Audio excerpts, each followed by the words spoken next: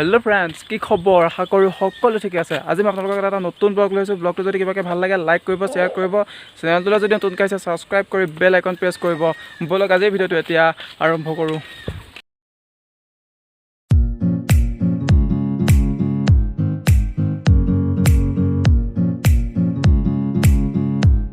Hello' friends, আজি আমি আম খাম। আপোনালোকক অলপ অলপ ইয়াৰ দৃশ্য দেখুৱাম, কেনেকুৱা পাব জনাই থাকিব। আমাৰ বায়ে আম কাটি আছে।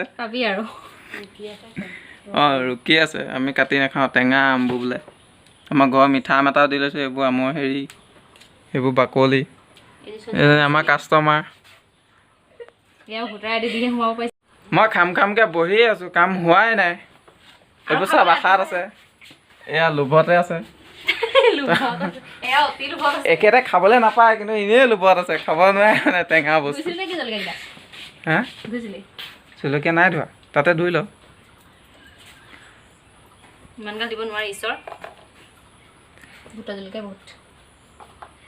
আপোনালোকে আম খাবলৈ আৰম্ভ কৰিলে নাই নে খোৱাই নাই? গছতে আছে, আনি আনি খওক আৰু গাঁৱত থকা সকলে। টাউনৰ খিনিৰ পৰা একো নাই ক'বলৈ, একো নাই। এই কেঁচা আম কিনিবলৈ নাপায় ন, কেঁচাকৈ নাপায়। এনেকে নাপাব, পকা আমে পাব। কেঁচা আম আমি গাঁৱৰ খিনি, আমি গাঁৱত থকাবিলাকৰ চবতে ভাল। যিকোনো বস্তু কোনো টেনশ্যন নাই, ঘৰতে থাকে, ঘৰত নাথাকিলেও ওচৰ মানুহ ঘৰত থাকে, গৈ লৈ আনা, মাৰি দিয়ে। হে, ধাৰ কৰি আনিব পাৰে, বদলা বদলি আকৌ পকিলে আমি দি দিম আৰু। টাউনত এইবিলাক চিষ্টেম নাইতো। এতিয়া আমি আম খাম, আপোনালোকক অলপ দেখাম। যদি লোভ লাগে কমেণ্ট এটা কৰি নিশ্চয় জনাব। এয়া মোৰ নামত আহিছে, পুৰা একাঁহীয়ে ক'ব পাৰি আৰু। চাওঁ যদি বোম টেঙা নাখাওঁ।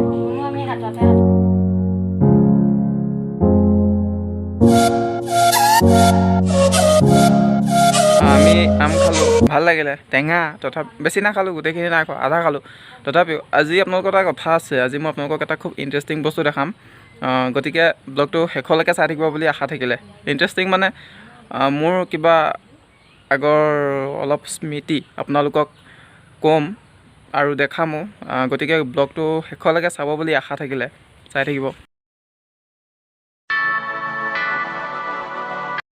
আচলতে মই আপোনালোকক আজি যিটো কৈছিলোঁ, মোৰ যিটো স্মৃতিৰ এটা বস্তু দেখাম, সেইটো অইন একো নহয়। মই যেতিয়া সৰুতে পঢ়িছিলোঁ, মই পঢ়া LP স্কুলখন মোৰ পিছ চাইডে আপোনালোকে দেখিবলৈ পাইছে। এই স্কুলখন এতিয়া এইটো অৱস্থাত, কিন্তু আমি যেতিয়া পঢ়িছিলোঁ স্কুলখনৰ এনেকুৱা কোনো অৱস্থা নাছিলে।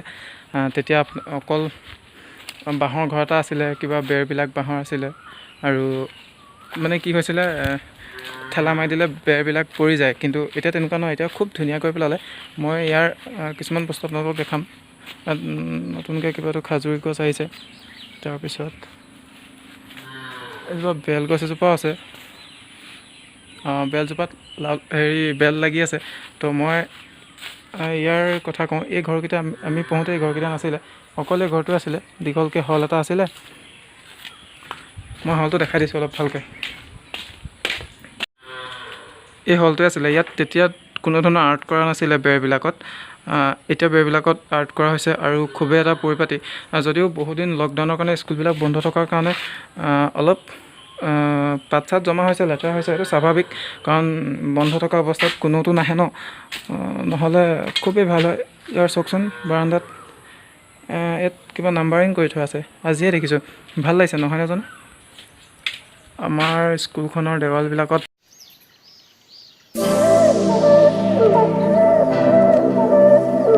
গতিকে মই আপোনালোকক আজি দেখাবলৈ যিটো লৈছিলোঁ, মই আপোনালোকক সম্পূৰ্ণকৈ দেখালোঁ, যিমান পাৰিলোঁ দেখালোঁ। গতিকে কেনেকুৱা হ'ল ক'বচোন। লগতে আমাৰ স্কুলখন কেনেকুৱা দেখিছে বাৰু? মই যেতিয়া LP স্কুলত পঢ়িছিলোঁ এইখনতে আছিলে, তো এতিয়া কেনেকুৱা দেখিছে আপোনালোকে নিশ্চয় কমেণ্ট কৰি জনাব বুলি আশা থাকিলে। গতিকে মই আপোনালোকক আজি মই পঢ়া স্কুলখন দেখালোঁ। আৰু লগতে কওঁ, এইখিনিতে মোৰ ব্লগটো আজি শেষ কৰিছোঁ। যদি কিবাকৈ ভাল লাগিলে লাইক এটা কৰি দিব, শ্বেয়াৰ কৰিব, কমেণ্ট কৰি জনাব কেনেকুৱা পালে। আৰু চেনেলটো ছাবস্ক্ৰাইব কৰি বেল আইকন প্ৰেছ কৰিব বুলি আশা থাকিলে। Bye bye.